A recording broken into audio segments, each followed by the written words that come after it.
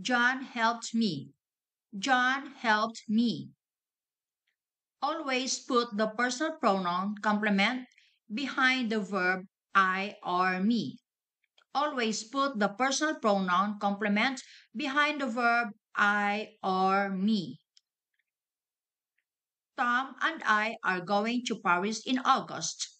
Tom and I are going to Paris in August. Why not Tom and me? Why not Tom and me?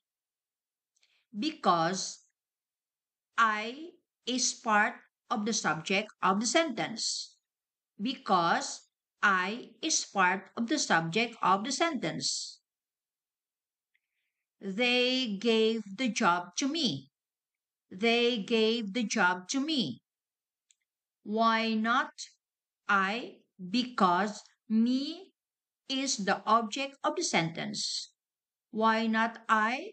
Because me is the object of the sentence.